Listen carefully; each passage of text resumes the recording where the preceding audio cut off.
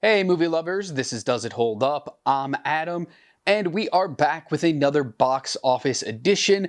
Every single Tuesday, we take a look at this past weekend to see what movies hit in theaters, what movies did well, and maybe what movies didn't. We also flash back to some stuff from the past in the last couple of weeks. We've been going through the decades to see how movies have changed over time, and we're going to finish up that series this week at the end of the show. As always, we start with what were the top 10 movies at this past weekend's box office, so let's go ahead and get into that. In first place, once again in its second weekend, is Sonic the Hedgehog 3, with another $37 million, bringing its grand total up to $136.5. Christmas week was very good to Sonic 3. It held really well with a 37% drop only. That's pretty good. It opened up to $60 million last weekend, expecting, a pretty hefty drop there. So to only fall like 37%, pretty good. In second place is Mufasa the Lion King, and it actually gained 4% in sales this past weekend with a grand total of $36.8 million. It's crossed the $100 million mark with $113.1 million. A new movie to the list comes in third place, that's Nosferatu, with $21.6 million. It opened up early, it opened up on Christmas to kind of get those people in. So far, it has made $40.8 million, making it the highest grossing Robert Eggers movie that he's ever done. He's only done 4 movies, but this is far and away the highest. In fourth place in its 6 weeks, still doing phenomenally well, is Wicked, with another $19.7 million. It's at $424.5 million here domestically so far, which is insane. It's not going to reach $500 million, it's not going to do much more, but the fact that it even reached this high is crazy. In fifth place in its 5th week is Moana 2 with $18.9 million, and it's creeping up to that $400 million mark. It's currently at $395.3. Those two movies also saw a great increase over this holiday weekend. Compared to last weekend, these movies both went up around 37% in domestic sales. That's insane. We're talking the 6th and 5th week respectively for these movies. So to see such an increase is why, if you have a good movie, you put it out around a holiday time, especially around Christmas, because it's a huge holiday going season, and we can see that with these numbers. In 6th place, new to the list, is A Complete Unknown, the Bob Dylan story. It made $11.6 million. It actually opened up on Friday. It didn't open up early, so that's its grand total so far.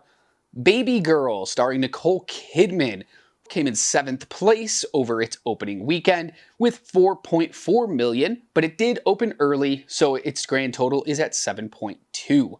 In 8th place in its 6th week is Gladiator 2, still hanging around in this top 10, with another $4 million.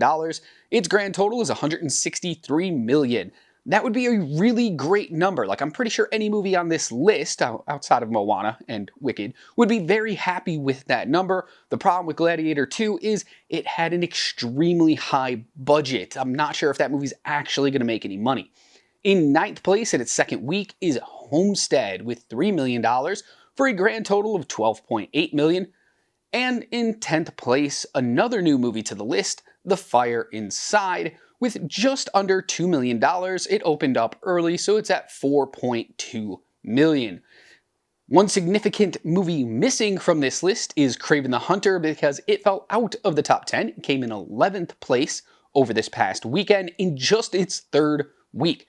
The next chart we're going to take a look at is our 2023 versus 2024 line chart, where we see weekend-to-weekend comparisons. I say this every single week. We don't know where we're going if we don't know where we have been. So are we doing better here in 2024 than we were the same time last year? That's what this chart is all about. It's the last weekend of the year, 52nd weekend. So this is the last time you're going to see this comparison, but I will keep this chart going into 2025. We'll just start doing 2025 to 2024 to see if we're gaining momentum or maybe losing some. But let's go ahead and take a look at the chart. As I said, it is the 52nd and last weekend of the year. Last year on this weekend, Wonka, in its third week, jumped back into first place, leading all movies to a grand total of $112.7 million. That's a really, really good total. But you can see that this year was much higher because all movies this year made $163.1 million, $51 million increase over last year. We are now all 52 weekends in the books. 2023 won 30 of those weekends, 2024 won 22, which is much closer than the beginning of the year would have led you to believe. And the grand totals for both years' weekends.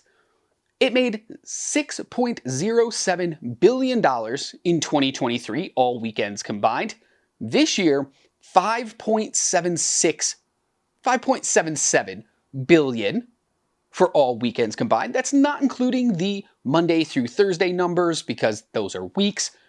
Only $304 million behind in 2024, which is kind of insane when you look at the beginning of this year and absolutely how terrible it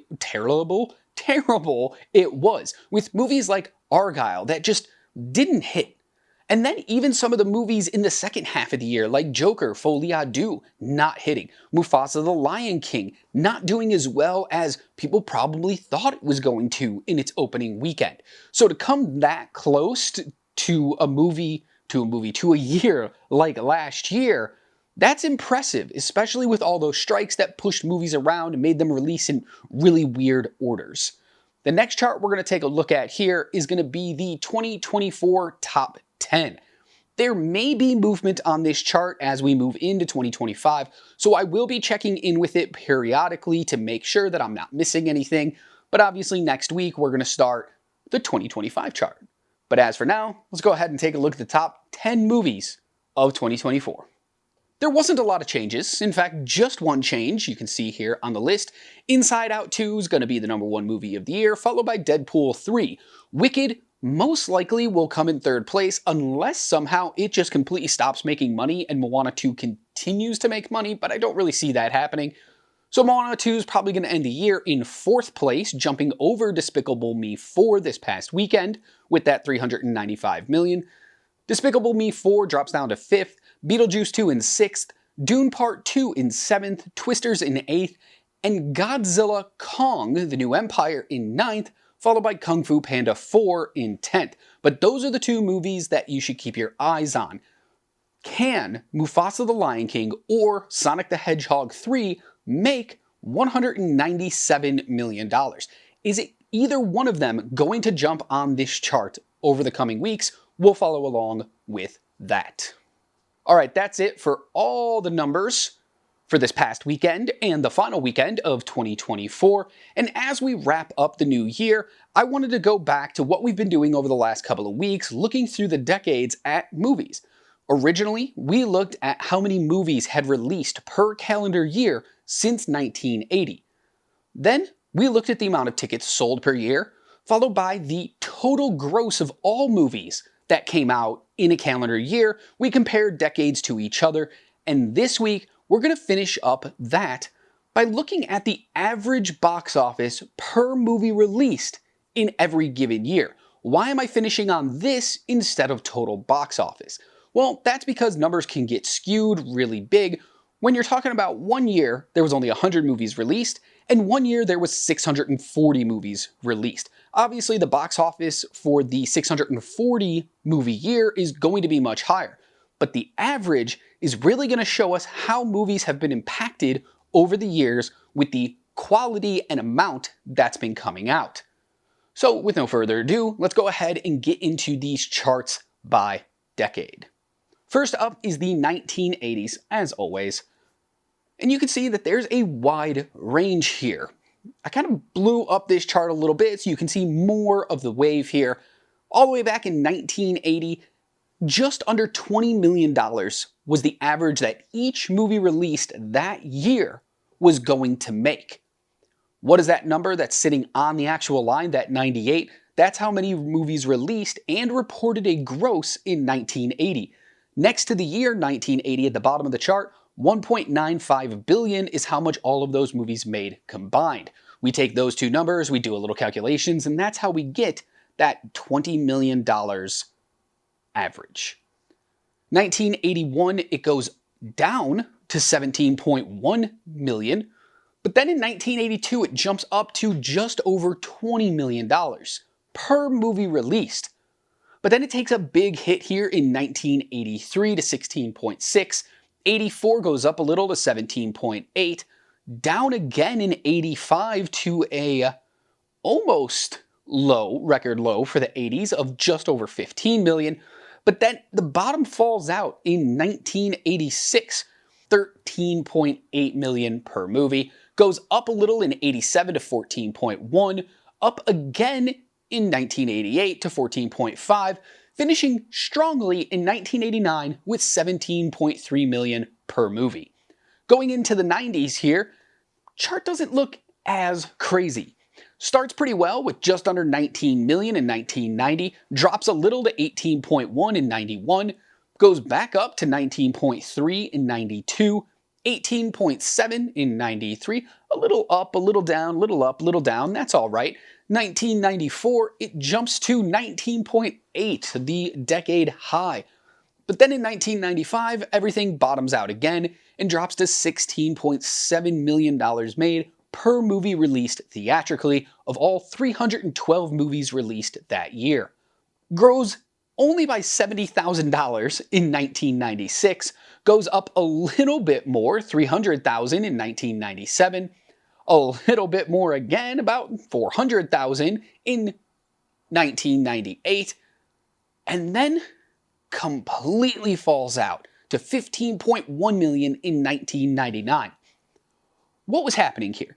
1999 might be one of the greatest movie years of all time. That year had so many great movies that are considered classics today, that are considered some of the greatest movies made of all time. And just nobody was going to see it. Or maybe there was just a lot of crappy, low-budget films out of that 484 movies that just dragged that down, which makes you think, was it worth putting out all those extra movies, or maybe we should have just limited it to the high-quality ones? Moving into the 2000s. Wow, this is a crazy looking chart here. In the year 2000, there was 532 movies released. Each one on average made $14.1 million. That's not bad, but not great. 2001 sees a massive increase with that 505 movies, making an average of $16.1 million. Down a little in 2002 to $15.6 million. 03, $14.3 million only. Keeps dropping here.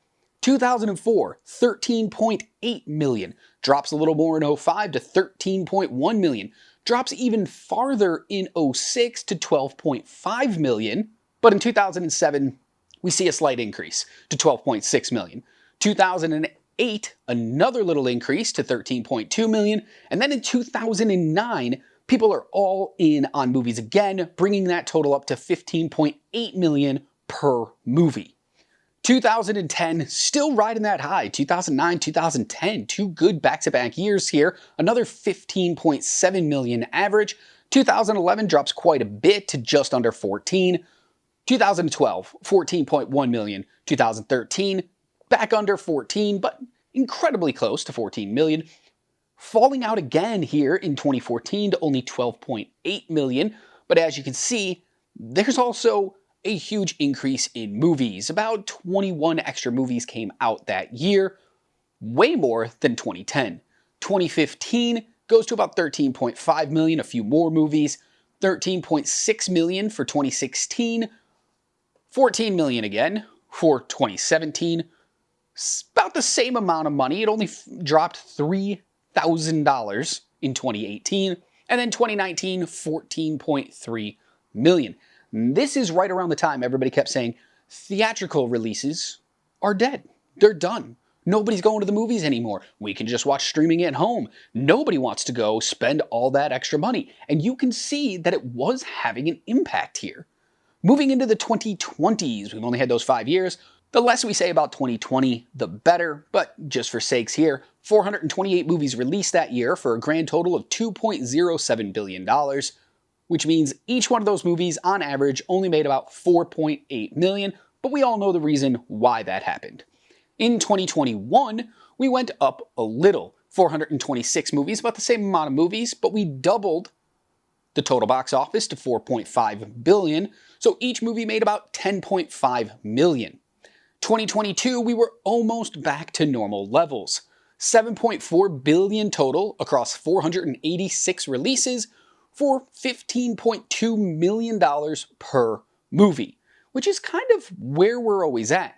2023, just under 9 billion total. Each movie made 15.8 million. And here, as we round out 2024, which this number will change slightly as the movies continue to make money that released this year, but each movie released in 2024 only made 13.5 million. We know this from the beginning of the year. The beginning of the year was a huge struggle in 2024. Nobody was going to the theaters. There just weren't good movies to see. Studios kept pumping out garbage after garbage after garbage, just dumpster fire movies. And it kind of hurt theatrical release. People really didn't want to go. In fact, we really have to thank Disney's Inside Out, Disney and Pixar's Inside Out 2, because I think that's really the first movie. Dune Part 2, I know, did really well. But it didn't do nearly as well as Inside Out 2, which got people to go back to the theaters. And just a couple weeks later, Deadpool and Wolverine hit theaters, which also got a ton of people back in. And I think that's when everyone started to realize going to the theater is kind of fun. We enjoy going back. So hopefully that continues. We've had some good movies over this holiday season with Wicked, Moana 2, Sonic, Mufasa. If we can roll that into 2025, I think theaters and studios are going to be doing just fine. And the final chart we're going to look at is the average box office per decade. This is kind of how it breaks down. For all movies released throughout the entire decade divided by the entire decade's total box office, we can see that on average a movie released in the 1980s made 16.2 million, then 17.5 million in the 90s, the highest average decade. 2000s it drops to 14 million.